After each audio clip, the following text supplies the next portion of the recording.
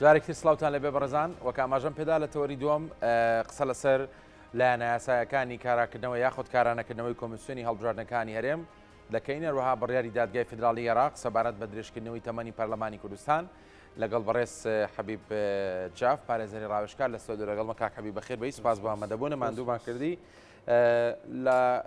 چەند ڕۆژی ڕابردوو دەزانیت بارودۆخێکی ناهەموار لە پەرلەمانی کوردستان ڕوویدا و لەلایەن سەرۆکی پەرلەمانەوە دانیشتنەکە هەڵبەسێنرا بۆ کاتێکی نادیار بەڵام لەگەڵەوەدا لایەنێکی سیاسی پارتی دیموکراتی کوردستان هەوڵیدا درێژە بە دانیشتنەکە بدا بۆی دەنگی زۆری نەبەدەست بێنێ بۆ بابەتی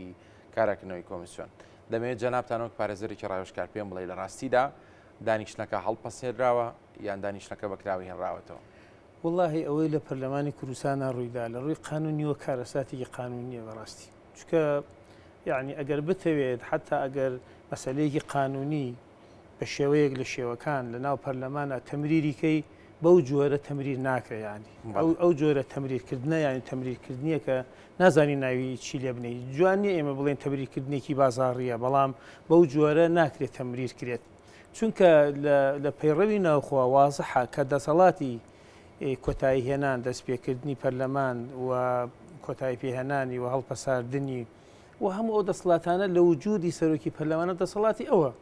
و ئەگەر لایەنێک ئەمەی بەدڵ نەبێ یانی ئەگەر ئەمەی بەدڵ نەبێ بێوێ مادە یاسایەک تەمریر کات یا بڕیارێک تەمریر کات ئەبێ هیچ نەبێ کەمترین تەویلی قانونی هەبێ بۆ تەمریر پێکردنەکەی بەڵام لێرەدا ینی هیچ مەجالێکی ئەوە نەماوەتەوە تەوات تەویلکەی بۆ ئەو هەڵوێستەی جێگری سەرۆکی پەرلەمان چونکە کاتێکە سەرۆکی کە کاتێک کە سەرۆکی پەرلەمان جلسە کۆتایی پێهێنێ جلسە کۆتایی پێێت ینی جێگری سەرۆکی پەرلەمان ئەگەر بیەوێت جارێکی تر ئەم یاسایە بهێنێتەوە یا ئەگەر بیەوێت جلسە دەست پێ بکاتەوە ئەتوانێت بە جۆرە لە جۆرەکانی تر تەویلێکی قانونی بدۆزێتەوە و لە ماوەیەکی ترا دەست بکاتەوە بە کۆبوونەوەی پەرلەمان بۆ نمونە ئەگەر سەرۆکی پەرلەمان کۆتایی بێنێ بۆ جلسە بۆ مانگێکی تر سەرۆکی پەرلەمان نێتە ناو پەرلەمانەوە جێگری سەرۆکی پەرلەمان بانگەوازێک با بکات بڵە ڕۆژی ئەوەنە کۆبوونەوە هەیە با سەرۆکی پەرلەمان نێت ئەگە سەرۆکی پەرلەمان نەهات بیخاتە دەنگدانەوە تەمریری کات ئەبێ بە مەسەلەیەکی قانونی چونکە لە پەیڕەوی ناوخوا ئەڵێ لە کاتی ئامادە نەبوونی واتە غیابی کە غیابی نەبوو ینی حزوری فعلی نەبوو لە ناو پەرلەمانە بۆیان هەیە تەمریریکەن بەڵام کاتێکە ئەمە ئەم حاڵەتانە لە عێراقەش ڕوو ئەدات بەڕاستی لە عێراقا زۆر جار یاسایە قانونێک ڕوو ئەیانوێت تەمریریکەن لەگەڵ ئەوەیشا کە کوتلە شیعیەکان زاڵترین کوتلە ناو پەرلەمانی عێراقا و زۆرترین دەنگیان هەیە و زۆرترین کورسیان هەیە تا ئیسا بەم جۆرە هیچ شتێکیان تەمریر نەکردەوە بە زۆر بەڕێیان نەکردووە یعنی شتێکی نامەنتیقیە و نایاساییە کە کاتێکە لایەنێک لە ناو پەرلەمانە پشت بەسێ بە منتیقی هێز بە منتیقی دەسەڵات لە پایتەختە کە بەو جۆرە جلسەکە کۆتایی پێ هاتووە بڵێ کاکە بەڕۆنەوە جارێکی تر بە جلسە تشکیل ئەەکەینەوە و دەنگ لەسەر یاسایەکی دیاریکراو ئەدەین هیچ نەبێ با جلسەکە کۆتایی پێ بێ بچنە ژوورەکانی خۆیان دوێەوە بانگوازێ بکاتەوە بەڵام لەگەڵ سەرۆکی پەرلەمان لەسەر کورسیەکەی هەڵە ئەسیا ئەچێت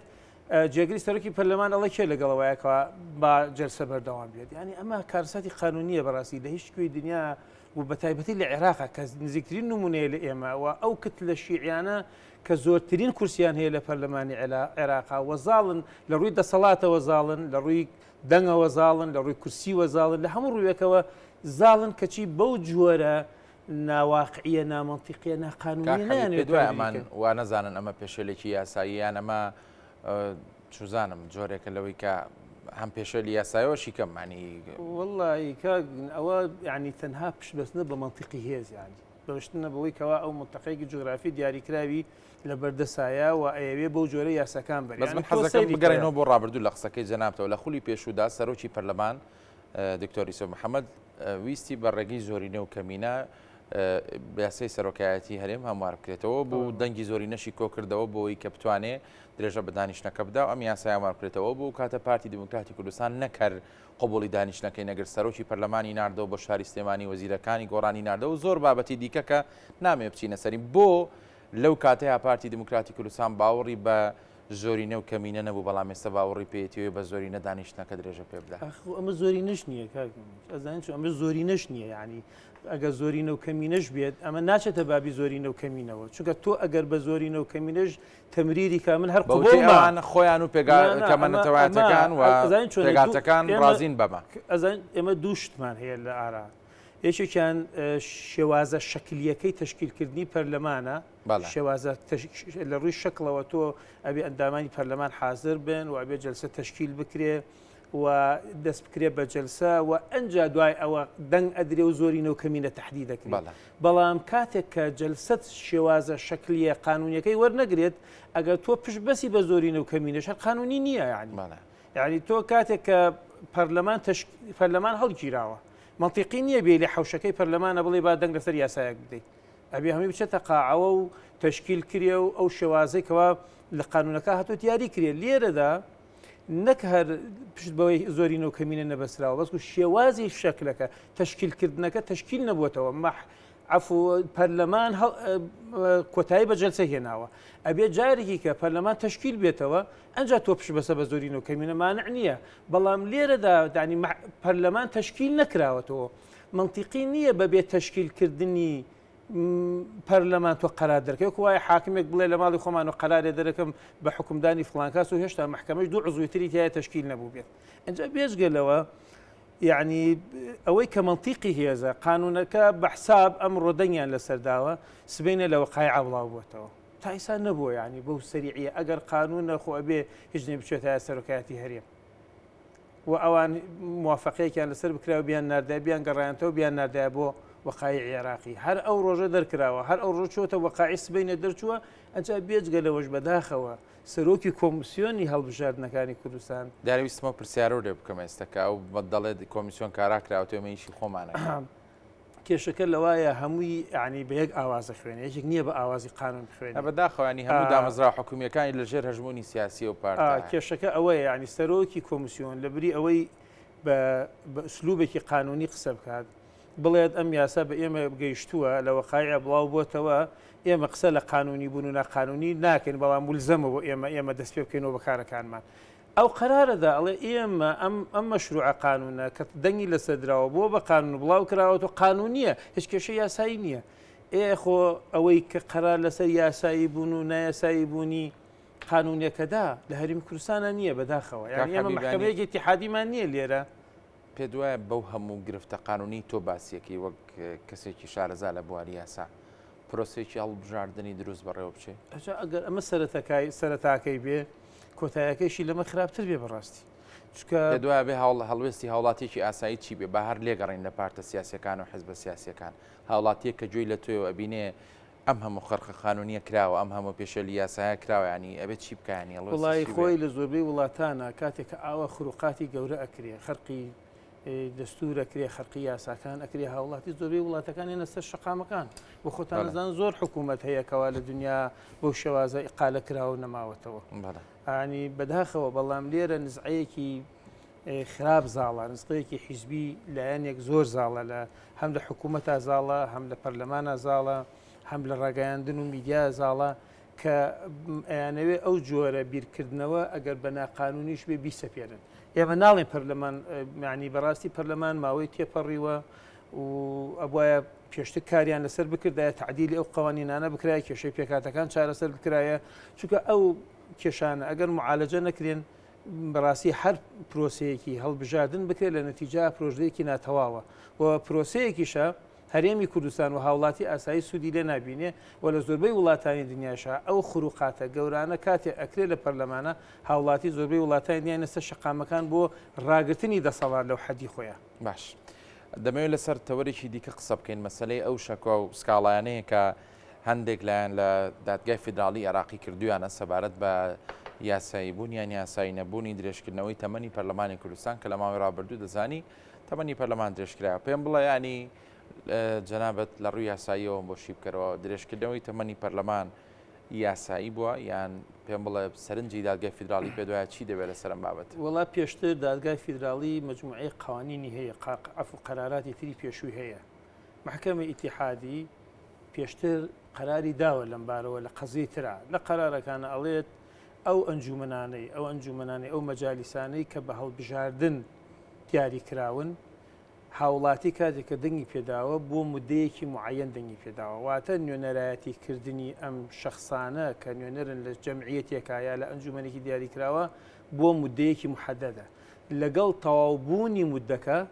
ئیشەکانیان کۆتایی پێێ بۆیە دیاریکردنی مدەکە کە 4 ساڵە یا 2 ساڵە یا 3 ساڵە هاوڵاتی بۆ ئەو مدە دەنگی پێداوە لە خارجی ئەو مدە ئەڵە شەرعیەتیان نامێنێ بۆیە تۆ خۆت ناتوانانی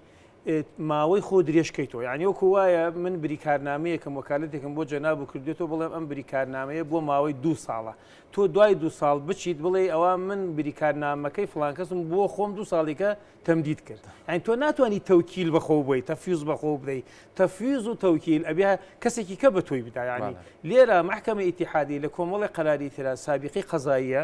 ئەڵێ ئەو ئەنجومەنانە بە کۆتایی هاتنی ماوەکانیان تەمدید ناکری لەم ڕوانگەوە بە قەناعەتی من ئەبێ محکەمەی ئیتیحادی لەسەر ساوابقە قەزایەکانی خۆی بڕوا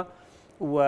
ئەو تەمدیدەی کە کراوە بە پەرلەمان کۆتایی پێ ئەگەر ئەم بڕیاری لەم شێوەیە با چارەنووسی ئەم بڕیارە چۆن دەبێت کە طبعاً نەک هەر ئەم بڕیارە ئەگەر محکەمە ئیتیحادی بەنا دەستوری یا نایاساییبوونی تەمدیدی عمری پەرلەمانی کوردستان قرار بە حچی قەرارات و قوانین هەیە پەرلەمان لەو ماوەوە هەتاوەکو ئێستا هەمووی هەڵەوەشێتەوە حچی قەراراتی هەیە بە قەراراتێکی معدوم ینی کەسێک داوێتی دەسەڵاتی نەبوو یعنی ئەنجومەنێک نەک ئەوە موچەکانیشان بگەڕێنەوە بۆ خەزیانی ئەگەر دادگای فدرالی ئەم بڕیارە با پێ دوایە بەرپرسانی هەرێم کاری پێکەن وڵی جا ئەگەر کاری پێ نەکەن شەرعیەتی هینیان نامێنێ شەرعیەتی قانونیان لە عێراق نامێنێ شەرعیەتی قانونیان لە محافلی نێودەوڵەتیان نامێنێت چونکە محکەمەی ئیتیحادی قەراراتی ملزەمە بۆ هەموو عێراق و هەرێم خۆی چەندین جار داوای بردوتە بەردەم ئەم محکەمەیە منطقی نییە ئیسا قەرارەکە ئەگەر لە مەصالحی خۆت نییە بەصالحی خۆت نییە جێبەجێی ناکەم بۆیە تووشی ڕوبەڕووی سیاسی گەورەی سیاسی لە ئاستی نێودەوڵەتیش ئەبنەوە باشە ئەگەر بێت و بڕیارەکە بدرێ و هەرێمی کوردستانیش پێوی پابند بێ خۆ لە ڕاستیا کە پەرلەمان ناتوانێت تەمەنی خۆی دێشکاتەوە ئەم هەموو کێشە و گرفتەی کۆمسیۆن و یاسای هەڵبژاردن و تۆماری دەنگدەران و چی هەیە ئەمانە چۆن چارەسەرێکرێت چۆن هەڵبژاردن وڵای خۆی ئەبێ هەمووی بدرێتە دەست کۆمسیۆنی باڵای عێراق و کاتە چونکە کۆمسیۆنیش کاراکراوەتەوە ینی قەرارەکە بووە بە معدوم و هەڵوەشاوە لە ڕووی یاساییەوە کۆمسیۆنی باڵای هەڵبژاردنەکان عێراق بۆی هەیە سەرپەرشی هەڵبژاردنی ناوخۆی هەڵبژاردنەکانی عێراق خۆی کاغەزێکی جوابێکی محکەمەی ئیتیحادی داوەتەوە سینادی کردوتە سەر منهاجی داخلیە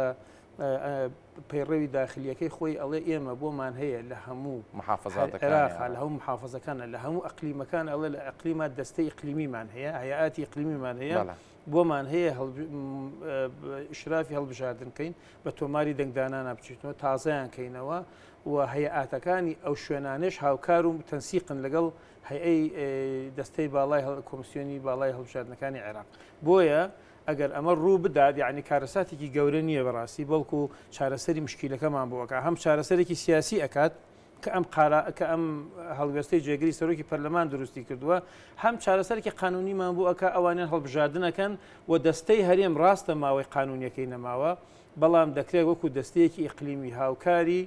محکەمەی عەفو کۆمسیۆنی باڵای هەڵبژاردنەکان دێ بۆ ئەنجامدانی هەڵبژاردن لە هەرێمی کوردستانە کاک حەبیب دوا پرسیار وەک ڕاوێژکارێکی یاسایی لێت ناکەم وەک کەسێکی هاوڵاتیکی ئەمەرێمەوەکو کەسێک کە چاودێری ڕەوشە سیاسیەکەکەی ئەم بارودۆخە بەرەو شۆڕە وڵاهی جا ئەو بارودۆخە بەو شێوازە کاتێک کە لایەنێک بە منتیقی هێز قانونەکان بەڕێکە یاساکان بەڕێکە بوجە بەڕێکات داهات تەوزیعکات بۆ شێوازەی شێوازی تەوسیعکردنی تەسلیحی هێزی پێشمەرگە هەر بۆ شێوازە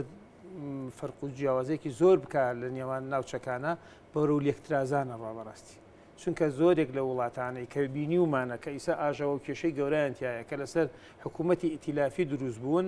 کاتێک کە بە ڕێکەوتون و بە تەوافقات نەکراوە تووشی کارەساتی گەورە بوون لوبنانمان لە بەرچاوە سۆماڵمان لە بەرچاوە سوودان ئیسا حربێکی داخلی گەورەی تایە یەمن کە ئیستاش حربێکی داخلی گەورەی تایە ماوەیەکی زۆر لە عێراق ئەم حربانە هەبوو هەموو دەرئەنجامی ئەوە بووە لایەنێک بە منتیقی هێز وتێتی ئەجنداتی خۆی لە بواری یاسایی لە بواری دەستوری لە بواری عسکەری لە بواری دارایی بسەپێنێت ئەم منتیقی هێزە هەتا ماوەیەک بڕەکات هەتا ماوەیەکیش لایەنەکان و هاوڵاتی ئاسایی قبوڵیەکە بەڵام لە نەتیجا تووشی لێکترازان و ئاژاوەیەکی گەورە ئەبێ وڵات سپاس بۆ بەڕێز حەبیب جاف پارێزەری ڕاوشکار لەگەڵمان بووی لە ستۆدیۆ بەخێربەی سپاس بۆ سەرنجەکانی تۆ زۆر بەخێربەی.